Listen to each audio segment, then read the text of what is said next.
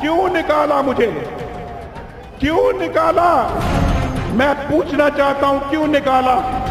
जावेद साहब, यहाँ पर कराची में एक मूवमेंट शुरू की है पाकिस्तान तहरीक इंसाफ ने, और वहाँ पर तकरीबन कोई 10 पॉइंट जो कि बड़े सादे अल्फाज में लोगों को ये बताने की कोशिश की गई है कि इनको क्यों निकाला। स्टार्ट करते हैं कि अपने मनसब के गलत इस्तेमाल, खजाने में खुर्द-बुर्द, वेरी डायनेमिक कैंपेन।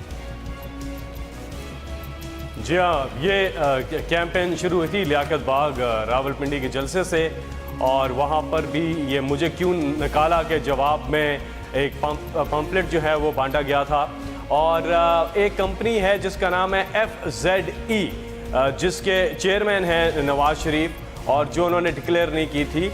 और सैलरी का मामला तो अलग, इनकी टोटल 13 कंपनी, उनमें से एक दुबई में थी FZE, बाकी 12 कंपनी ब्रिटिश वर्जिन आइलैंड और यूके में थी। वो तमाम की तमाम 12 कंपनियां खसारे में थी।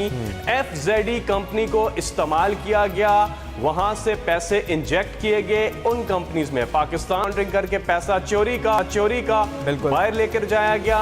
300 अरब रुपए की रोटेशन हुई है इन कंपनीज के बीच में FZE से, 300 अरब रुपए की, क्योंकि वो 12 की 12 कंपनियां खसारे में, उनके पास पैसा नहीं था।